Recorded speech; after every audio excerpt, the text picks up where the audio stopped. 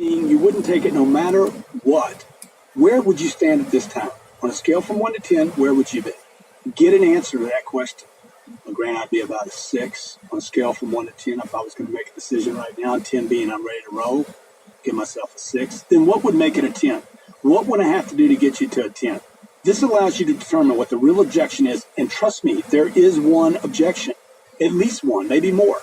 By agreeing with their need to think and then asking where they stand now, if they were going to make a decision, you will get a sense of where this buyer is and the real, possibly unspoken objection or complaint.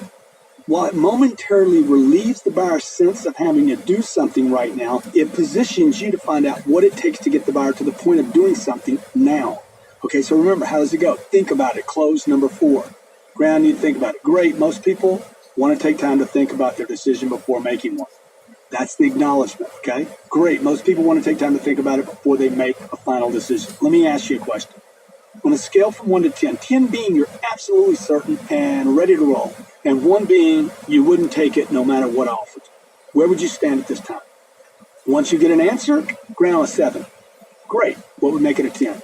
Well, you'd have to delay payments for 3 months, okay? I can't put any money down, and I need to get this signed without corporate getting involved.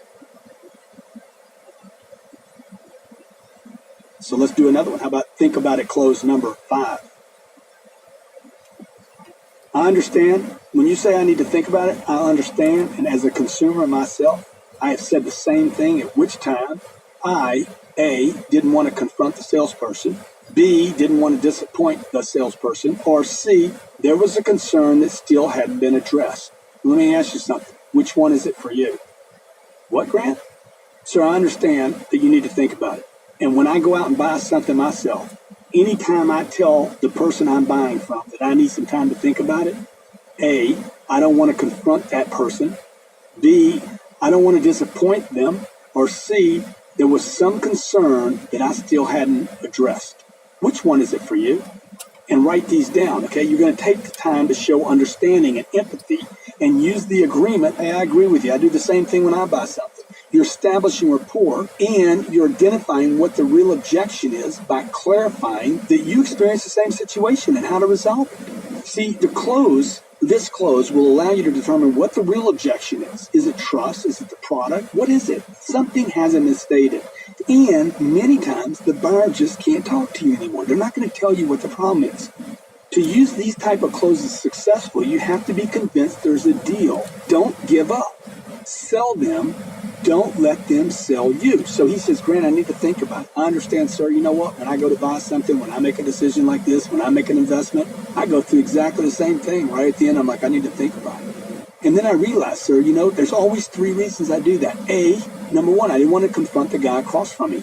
B, I didn't want to disappoint that person and tell him, hey, look, this is not whatever. And C, there was some concern that still hadn't been addressed. Which one is it for you, sir? Is it you don't want to confront me and tell me what the deal is? Number 2, you don't want to disappoint me? Or is there some concern? Oh, Grant, man, I don't mind talking to you. I don't mind confronting you. I'm not worried about disappointing you, Grant. Here's the deal, okay? My brother-in-law, whatever. Now they're going to tell you what it is, and then you can handle it, okay? It's called Think About It Close number 5, and basically it shows understanding and empathy. Great close. Represent close, also known as the re-demonstration close. When you're getting an objection, you've got some situation you can't handle, you want to think about going back to your product line for your presentation of the benefits. Don't just keep hammering the close away. So watch. I'm getting an objection. Price, payments, terms, conditions, something. Hey, come see. I want to show you how close we are to you making the wisest, most enjoyable, most practical investment of your lifetime. Follow me. Get up, get out of the close, and go back and re-demonstrate the benefits of your product, whatever that product is. This is a great failure of the closer. He gets into closing, but you're not there yet. And forget to go back and sell. Sell your products, sell your services, sell yourself, sell your company, sell the organization, sell all the benefits. This is one of the most effective and least used, overlooked closes in the business of selling and negotiating.